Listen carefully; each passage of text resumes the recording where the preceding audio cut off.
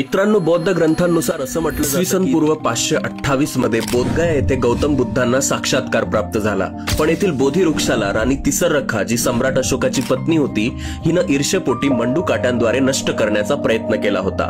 पुढे इसवी पूर्व दुसऱ्या शतकात पुष्यमित्र शुंग याने आणि इसवी 600 मध्ये शशांक राजानेही या वृक्षाला नष्ट करण्याचा प्रयत्न केला, पण दरवेळी हा वृक्ष पुन्हा लावला गेला। सध्याच्या नेपाळमधील लुंबिनी येथे इसवी पूर्व 563 मध्ये शाक्य गणाचे राजे शुद्धोधन व आई महामाया यांच्या पोटी बुद्धांचा जन्म झाला होता। जन्मानंतर 7व्या वर्षी आईच्या निधनानंतर त्यांचा सांभाळ त्यांच्या सावत्राई गौतमी यांनी केला। एका भविष्यवाणीनुसार बुद्ध पुढे संन्यासी होतील म्हणून वडिलांनी त्यांना नेहमी ऐहिक सुखात वाढवलं। वयाच्या 16व्या वर्षी त्यांचा विवाह पत्नी यशोधरेशी झाला। त्यांच्या मुलाचं नाव राहुल होतं। एकदा सारथी चन्ना व कंथक नावाच्या घोड्यावरून राज्यात फेरफटका मारताना त्यांना एक वृद्ध व्यक्ती, एक रोगी व्यक्ती, एक मृतदेह आणि एक संन्यासी यांचं दर्शन झालं आणि वयाच्या 29व्या वर्षी त्यांनी गृहत्याग करून संन्यास घेण्याचा निर्णय घेतला। त्यांना वयाच्या 35व्या वर्षी गया, बिहार येथील उरुवेला येथे साक्षात्कार प्राप्त झाला। तसेच सारनाथ येथे त्यांनी प्रथम उपदेश दिला।